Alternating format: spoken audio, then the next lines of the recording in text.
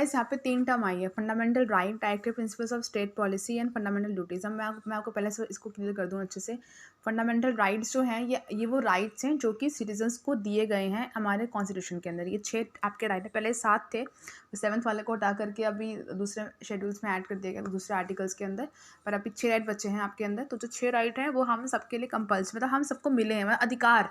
जैसे होता है ना कि अगर आप अपने घर में रहेंगे तो आपको कुछ अधिकार मिलते हैं, है ना, कि भाई आप अगर आपकी मम्मी आप 2 भाई हो या 2 बहनें हो, वट एवर यू आर, तो आपको कुछ अधिकार मिलेंगे। भाई अपनी मम्मी से आप बात कर सकते हो, है ना, आप घर में खाना खा सकते हो, आप ये कर सकते हो। ऐसे ही आप इंडिया आपका घर है, तो जब आप अपने घर में रहेंगे तो आपको कुछ अधिकार मिले। हम देख लेते हैं वो अधिकार क्या क्या है।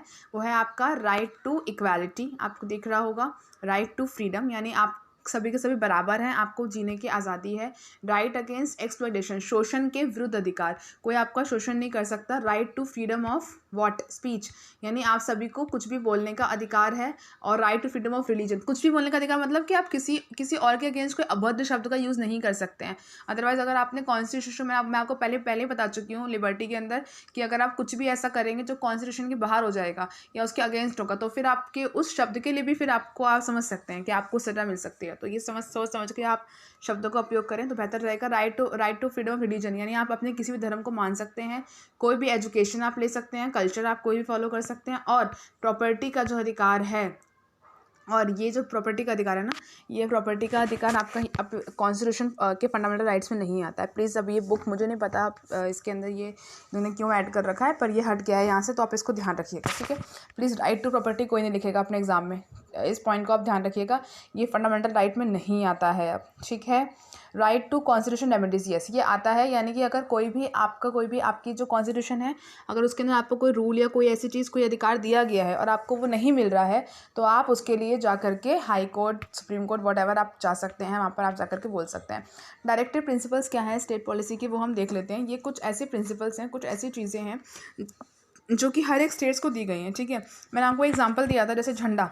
अब झंडे, चलो जैसे देखते हैं अब ये कुछ ऐसी चीज़ें दी गई हैं जो कि आपको बेसिकली जो कि हर एक स्टेट को दी गई है ना, कि ये जो स्टेट्स हैं वो उसको मानेंगे। पर अभी अगर स्टेट्स उन प्रिंसिपल्स को, उन रूल्स को फॉलो नहीं भी करते हैं, उन रूल्स को, अब ये जो प्रिंसिपल्स हैं या फिर ये जो भी चीज़ें दी गई हैं, ये इसलिए दिया गया है कि ताकि ये पर्टिकुलर स्टेट के वेलफेयर के लिए, उसके अच्छे के लिए। पर मान लीजिए उस स्टेट का सीएम उस प्रिंसिपल को, उस चीज़ को ना माने जो कॉन्स्टिट्यूशन में लिखा हुआ है।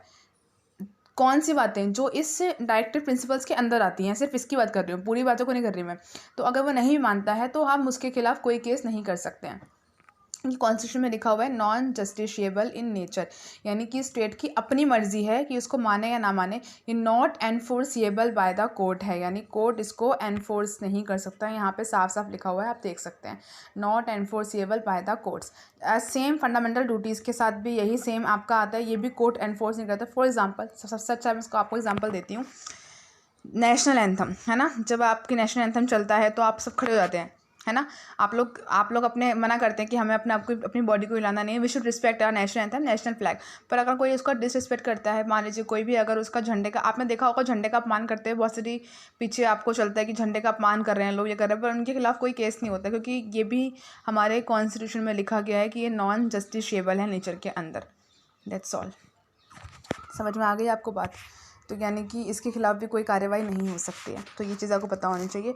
लोकल सेल्फ गवर्नमेंट, आपको पता ही है कि हमारे इंडिया की डेमोक्रेसी को मजबूत करने के रूरल लेवल पे, यानी कि गांव के लेवल पे ग्राम पंचायत वगैरह, और शहर अर्बन लेवल पे आपका नगर निगम वगैरह की स्थापना करी गई, जो कि 73rd और 74th अमेंडमेंट में आया था गांधी जी के टाइम पर। तो ये चीज़ों को आप प्लीज़ जो है ध्यान में रख करके चलिए, ठीक है। मिलते हैं नेक्स्ट वीडियो में।